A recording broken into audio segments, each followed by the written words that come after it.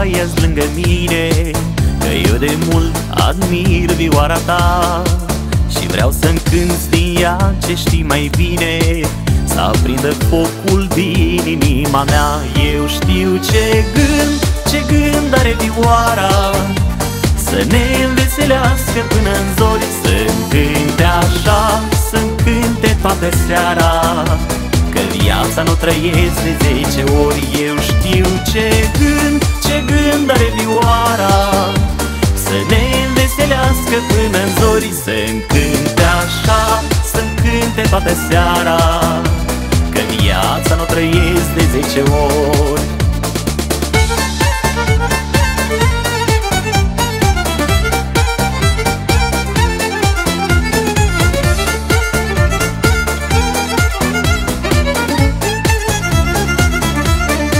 Stai lăutare, stai până dimineață, cu frații astăzi să ne veselim. Frumoasă este, dar e scurtă viața și e păcat să nu o trăim din plin.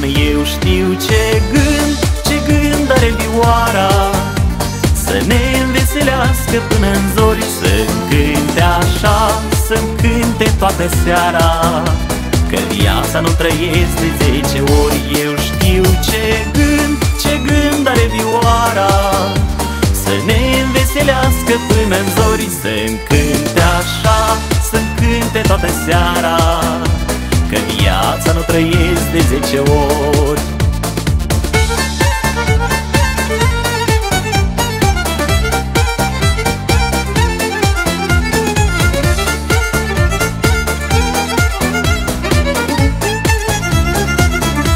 Eu știu ce gând are vioara, să ne înveselească până în zori, să-mi cânte așa, să-mi cânte toată seara, că viața nu trăiesc de 10 ori. Eu știu ce gând are vioara, să ne înveselească până în zori, să-mi cânte așa, să-mi cânte toată seara, că viața nu trăiesc de 10 ori.